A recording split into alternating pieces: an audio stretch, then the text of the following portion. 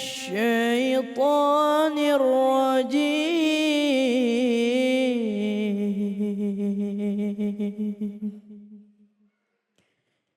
بسم الله الرحمن الرحيم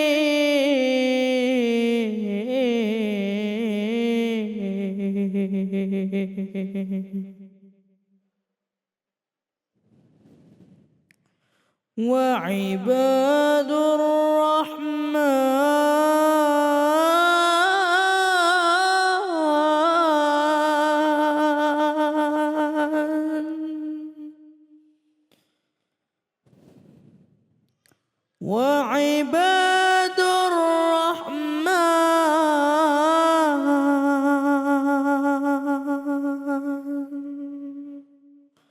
وكل عبادي يقول التي هي أحسن وكل عبادي يقول التي هي أحسن إن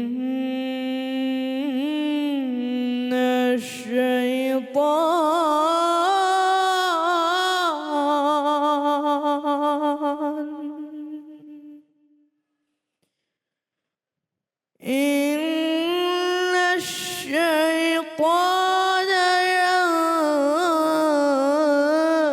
ينزغ بينهم إن الشيطان كان للإنسان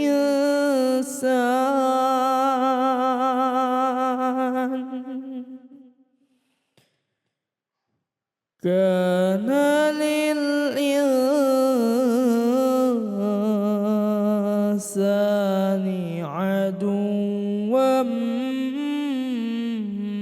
مبينا صدق الله العظيم.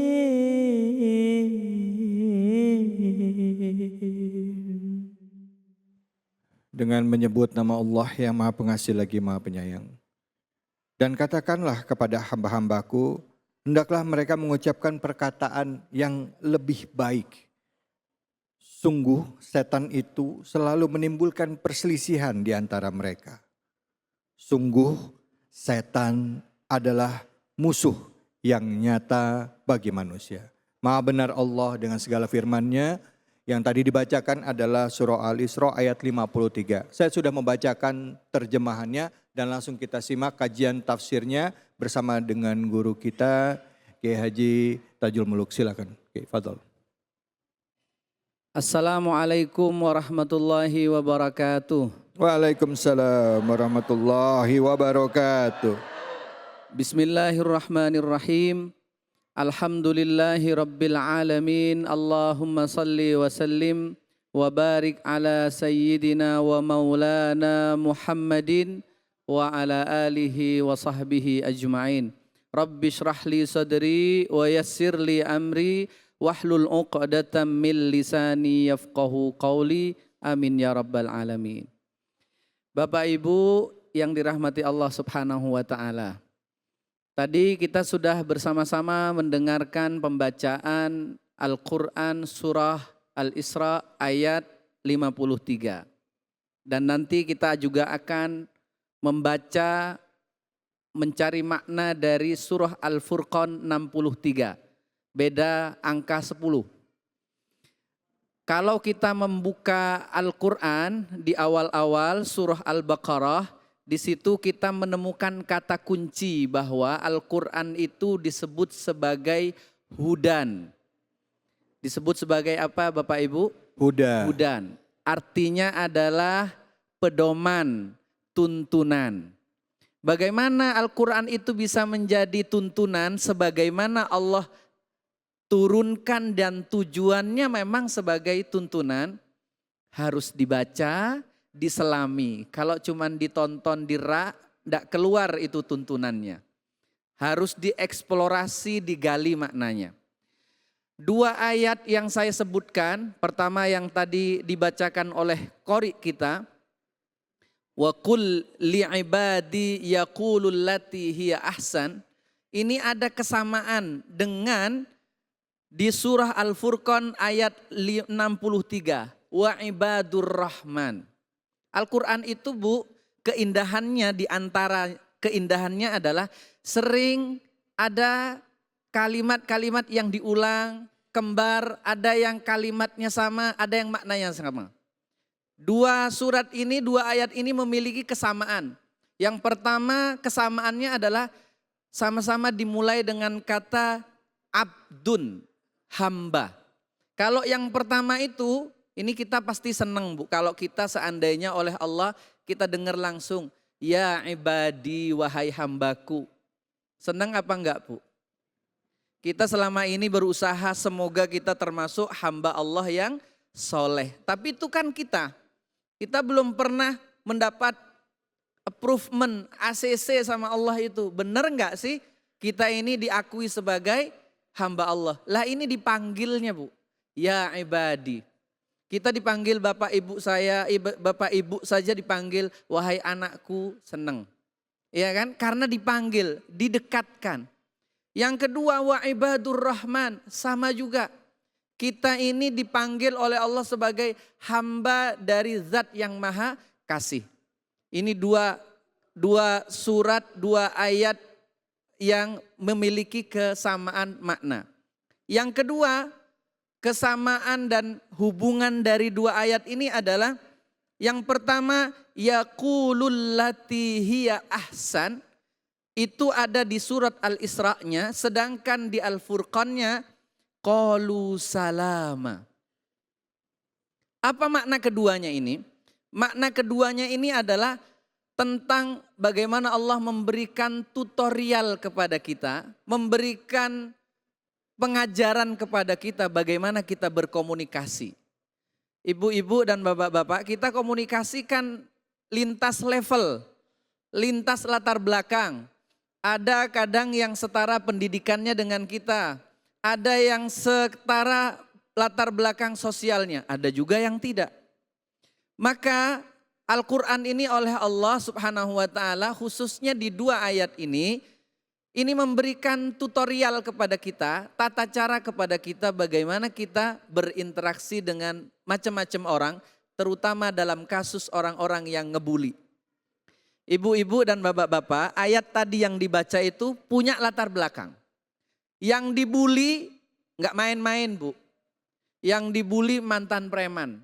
Siapa itu? Umar ibnil Khattab radhiyallahu anhu. Itu kalau Sayyidina Umar itu diriwayatkan dalam sebuah kitab tafsir itu Sayyidina Umar udah gedek banget itu Bu. Udah dipites saja sama Sayyidina Umar.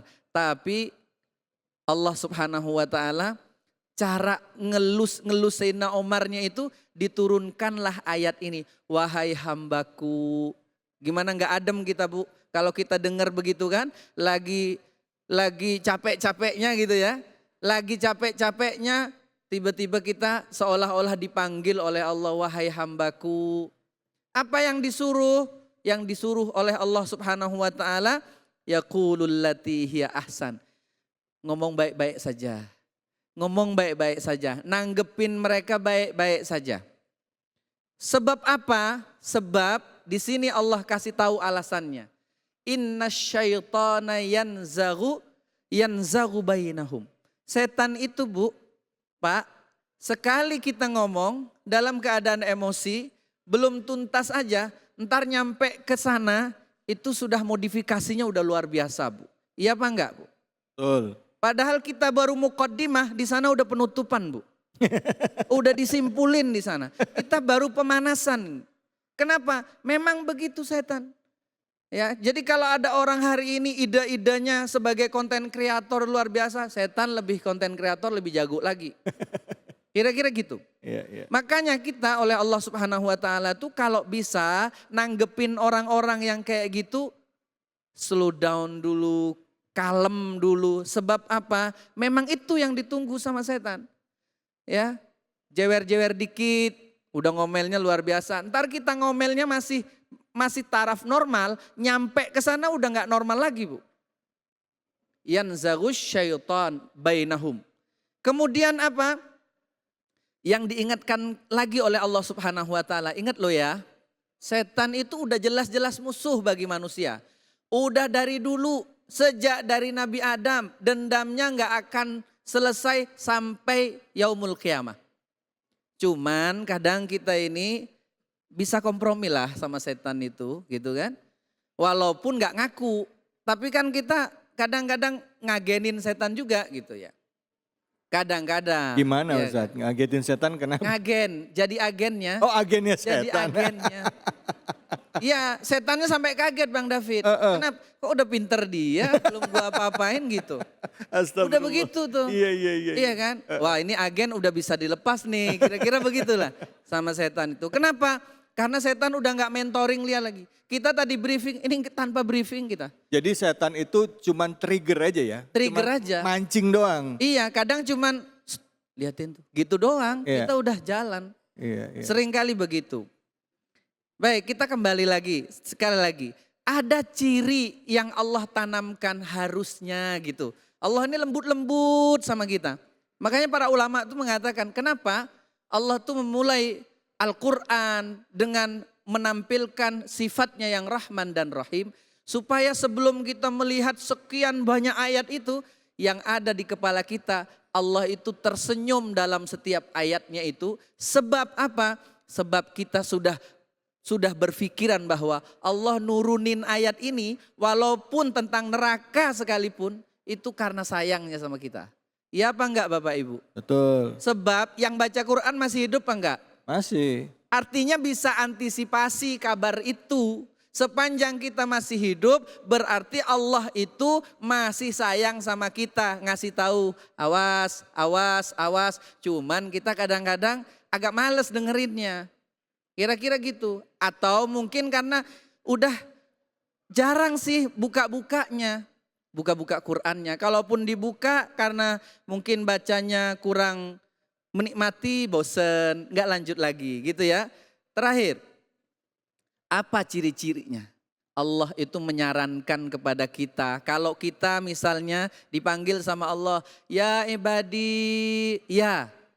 Apa kata Allah? Alladzina yamshuna 'alal ardi hauna. Jadilah orang yang biasa-biasa saja. Supaya tidak mancing konflik, tidak mancing keributan. Sebab gaya yang berlebihan seringkali itu dikomentari oleh orang lain. Kira-kira begitu. Baik, terima kasih banyak Ustadz. Silakan yang mau bertanya, Ibu, Bapak. Ya, Ibu silakan. Nama kami Bayi Nur Tohayati. Ya, baik. Kami dari Lombok. Oh, dari Lombok, siap. Kebetulan kami main di putra putri kami di sini. Siap, silakan Ibu. Yang ingin kami tanyakan, mungkin tadi ada kaitannya dengan anak adalah cerminan orang tuanya, dari orang tuanya. Tetapi banyak kasus terjadi ini, tidak bisa kita menutup mata. Di tengah-tengah kita banyak kejadian seperti pelecehan seksual terhadap anak, bahkan di bawah umur.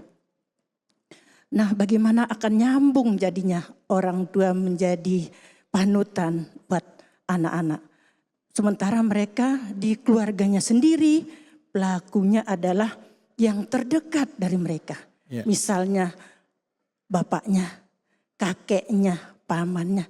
Itu tidak bisa kita menutup mata kita dan mendengar sering kejadian itu terjadi. Oleh karena ini yang ingin kami tanyakan adalah Bapak Ustadz, bagaimana caranya seorang orang tua sebelum ada terjadi di keluarga-keluarga berikutnya untuk membentengi keluarga-keluarga seluruh Indonesia ini supaya tidak terjadi lagi hal seperti itu. Masya Allah, baik, baik. Barangkali ini saja yang bisa kami tanyakan, kurang lebihnya kami mohon maaf. Billahi taufiq wal hidayah. Assalamualaikum warahmatullahi wabarakatuh. Waalaikumsalam warahmatullahi wabarakatuh. Masya Allah, pertanyaan Ibu nih dari Lombok datang ke sini. Makasih Ibu ya. Silakan Ustadz dari Jogja. Jauh ya Bu dari Lombok sama dari Jogja. Baik, kita ketemunya di Jakarta. Jakarta. Silakan Ustadz langsung Baik, dijawab. terima kasih. Bapak Ibu yang saya hormati. tidak semua orang tua itu punya kesiapan mental menjadi orang tua. Sebagaimana kadang suami juga kadang tidak siap mentalnya menjadi suami. Sebab apa? Sebab untuk kita pindah dari satu tahap ke tahap yang lain, idealnya itu kita perlu persiapan. Kita melihat hari ini fenomena di masyarakat, ada pernikahan dini, ada perceraian dini dan lain sebagainya. Sebab edukasi tentang keluarga itu memang belum menyeluruh. Ya. Belum menyeluruh. Bagaimana ada orang menikah tanpa kesiapan mental. Padahal ketika dia menikah dia sudah berubah status. Menjadi orang yang bertanggung jawab di keluarganya. Kalau punya anak, dia punya tanggung jawab untuk anak-anaknya. Kalau pemahaman tersebut belum dimiliki, kalau pemahaman tersebut belum tumbuh, jangan berharap jadi orang tua yang baik. Sebab dia sendiri tidak tahu siapa dirinya. Dan ini kadang kita perlu orang lain. Kita sendiri kadang lalai. Maka kumpul-kumpul seperti ini, ada yang mengingatkan kembali, ada yang mereminder kembali. Itu penting, karena segala sesuatu yang kita lakukan secara rutin seringkali membuat kita kehilangan esensi dari apa yang kita lakukan. Iya. Jadi orang tua kan tiap hari, karena sudah biasa seolah-olah itu bukan amanah, bukan kewajiban. Ngelihat anak enggak sholat, ngelihat anak main game terus, ngelihat anak sekolahnya malas-malesan. Kadang juga udah dibilangin sekali sampai 3 kali bosen, udah biarin aja. Padahal orang tua, coba terakhir ini, kita lihat bagaimana Nabi Yakub alaihissalam sampai jelang wafatnya anaknya pun Nabi masih diingatkan. Ma ta'buduna mim ba'di. Besok kamu gimana agamanya? Itu kewajiban orang tua itu sampai mati.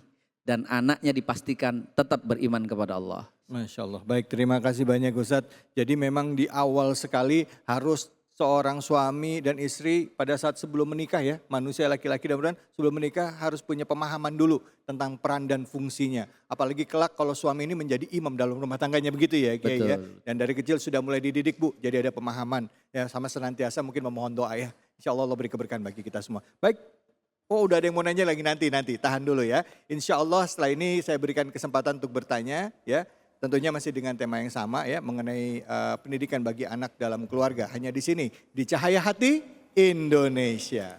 القلب متى